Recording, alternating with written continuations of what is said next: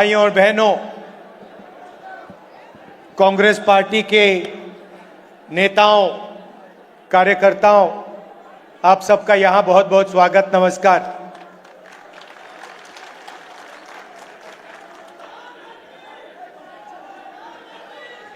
नरेंद्र मोदी जी और बीजेपी की सरकार ने आज पार्लियामेंट हाउस में संविधान दिवस पर फंक्शन कराया।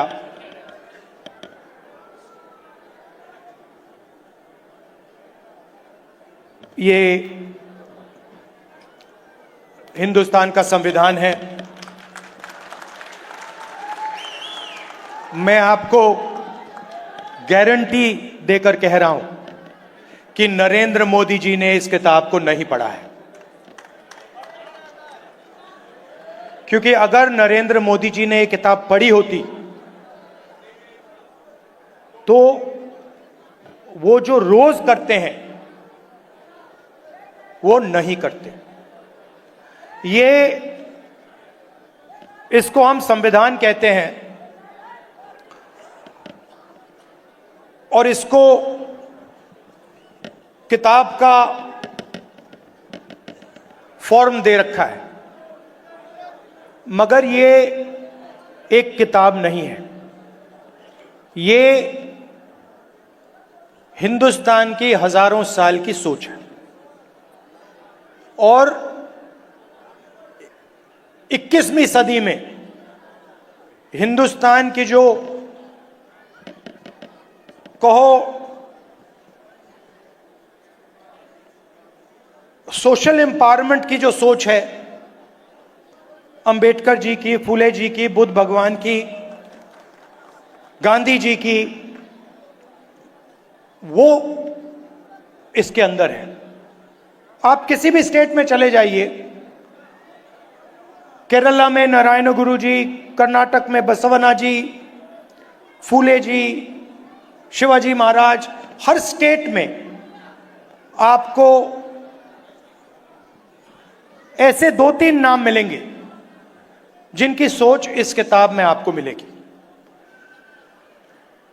मैं आपसे पूछना चाहता हूं, इसमें सावरकर जी की आवाज है क्या? इसमें कहीं लिखा है कि हिंसा का प्रयोग करना चाहिए? इसमें कहीं लिखा है कि किसी व्यक्ति को मारना चाहिए, डराना चाहिए, काटना चाहिए? कहीं लिखा है इस किताब में? इस किताब में लिखा है कि झूठ का प्रयोग कर कर सरकार चलानी चाहिए? मुझे दिखा दो कहां लिखा है इसमें। तो यह सत्य और अहिंसा की किताब है।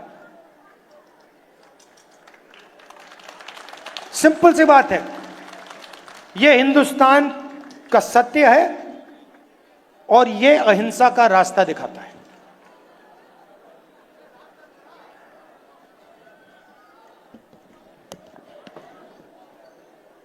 कुछ दिन पहले तेलंगाना में हमने कास्ट सेंसस का काम शुरू किया।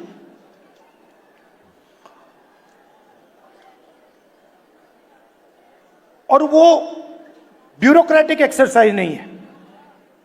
पहली बार कास्ट सेंसस को तेलंगाना में जनता की एक्सरसाइज बना दिया गया है। जो सवाल पूछे जा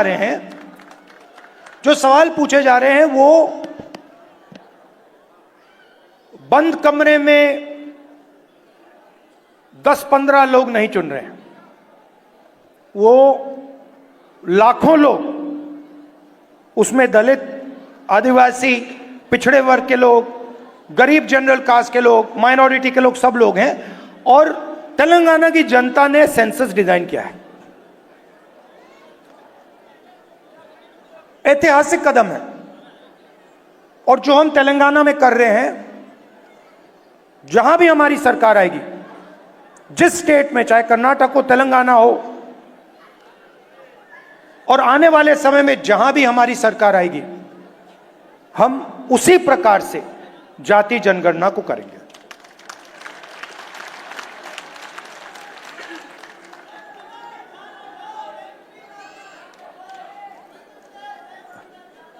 आएंगे, वहां भी आएंगे।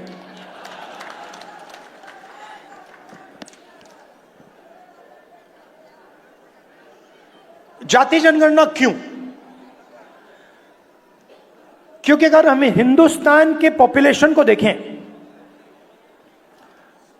तो पूरा देश जानता है कि 15% दलित आबादी है, 8% आदिवासी हैं, तकरीबन 15% माइनॉरिटीज हैं। मगर पिछड़े वर्ग के कितने लोग हैं कोई नहीं जानता। लोग कहते हैं कि पिछड़े वर्ग के तकरीबन 50% हैं, कोई कहता है 55 हैं, अलग अलग स्टेट्स में अलग है। मगर पिछड़ा वर्ग 50% से कम नहीं है। कितना है कोई नहीं जानता है। तो अगर आप जोड़ लें, 50% पिछड़ा वर्ग हो गया, 15% दलित, तकरीबन 8% आदिवासी, 15% माइनॉरिटी, तो 90 तकरीबन 90% हिंदुस्तान की आबादी इन वर्गों में से आती है। उसमें आप 5%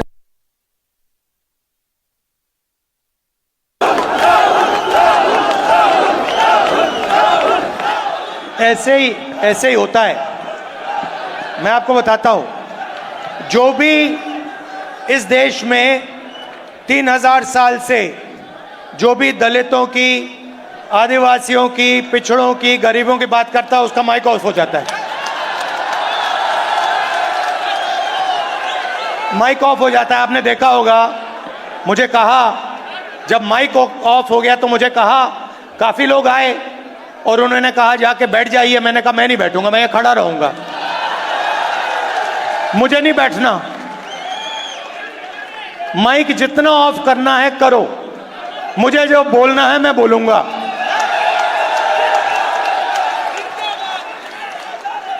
यहां रोहित वेमुला जी की फोटो है पीछे, यहां पे ये बोलना चाहते थे, इनकी आवाज छीन ली गई।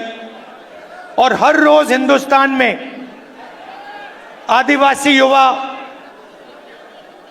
दलित युवा, पिछड़े वर्ग का युवा सपना देखता है, मैं इंजीनियर बनूं, मैं डॉक्टर बनूं, मैं लॉयर बनूं, मैं मीडिया में जाऊं, मैं आईएएस ऑफिसर बनूं। मगर सच्चाई यह है कि इस देश का पूरा सिस्टम पिछड़ों, दलितों और आदिवासियों के खिलाफ खड़ा हुआ है। यह सच्चाई है। क्योंकि अगर नहीं होता तो मीडिया में हमें ओबीसी वर्ग के, दलित वर्ग के, पिछड़े वर्ग के युवा दिखते, एंकर दिखते, मालिक दिखते। 200 बड़ी बड़ी कंपनियां हैं, अदानी जी, अंबानी जी, टाटा, बिरला। इन कंपनीज में दलित, आदिवासी, पिछड़े लोग हमें मैनेजमेंट में दिखते, मालिकों की लिस्ट में दिखते। मगर नहीं, आपको हिंदुस्तान की 200 सबसे बड़ी कंपनियों की मालिकों की लिस्ट में एक ओबीसी नहीं मिलेगा, एक दलित नहीं मिलेगा, एक पिछड़े वर्ग का नहीं मिलेगा। सच्चाई है। तो आपको कहा जाता है, दलितों को, आदिवासियों को, पिछड़ों को कहा जाता है कि यह देश आपका है, इस देश में आपकी भागीदारी है, इस देश में आपकी प्रगति हो सकती है। मगर अगर हम डेटा को देखें तो यह बिल्कुल झूठ साबित होता है। डेटा दिखाता है कि 90 लोग हिंदुस्तान की सरकार को चलाते हैं, बजट बांटते हैं, 90 में से 3 दलित, 3 ओबीसी, 1 आदिवासी। 100 रुपए में से 5 रुपए ओबीसी वर्ग निर्णय लेता है। 100 में से 5, आपकी आबादी 50%, भागीदारी 100 में से 5। दलित भागीदारी 15%, आबादी 15%, भागीदारी 100 रुपए में से 1 रुपया। आदिवासी 8% आबादी, भागीदारी 100 रुपए में से 10 पैसा।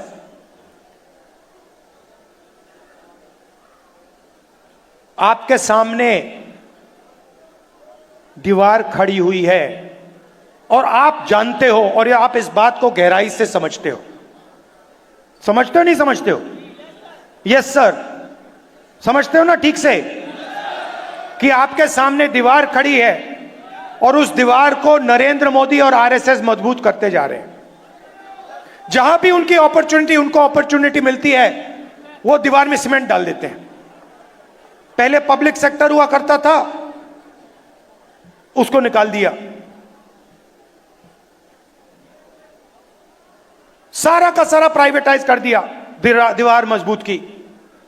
पहले सरकारी स्कूल हुआ करते थे, सरकारी अस्पताल हुआ करते थे, सारे के सारे हटा दिए।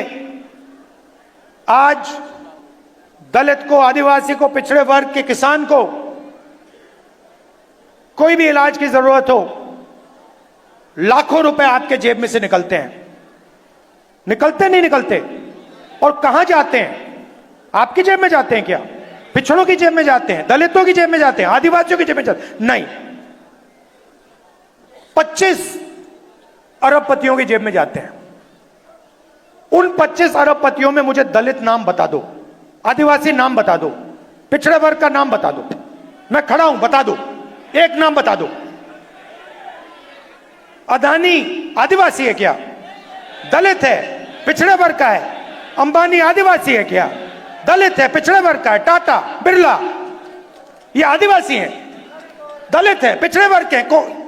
नहीं। तो सारा का सारा आपका धन आपके जेब में से निकालकर उनके ओर जा रहा है। और उसमें मैं कहना चाहता हूं 5%, 7% बेचारे जनरल कास्ट के गरीब लोग भी शामिल हैं। उनको भी कुछ नहीं मिलता, खोखले सपने दिए जाते हैं। 24 घंटा मैं 20 साल से देख रहा हूं, 24 घंटा आपको बताया जाता है कि आपको जगह, आपकी जगह है, आपको जगह मिलेगी, मगर नहीं। और हो क्या रहा है? आस्ते आस्ते दीवार मजबूत होती जा रही है। पहले यूपीए की सरकार थी, मनरेगा दिया, जमीन का अधिकार दिया, भोजन का अधिकार दिया, पैसा कानून दिया। वो दीवार को कमजोर करने के तरीके थे।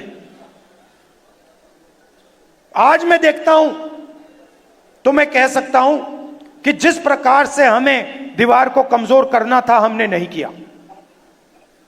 यूपीए सरकार ने नहीं किया। जिस मजबूती से हमने करना था, हमने नहीं किया। मगर हम दीवार को तोड़ने की कोशिश करते थे। ये दीवार में सीमेंट डाल रहे हैं, कंक्रीट डाल रहे हैं,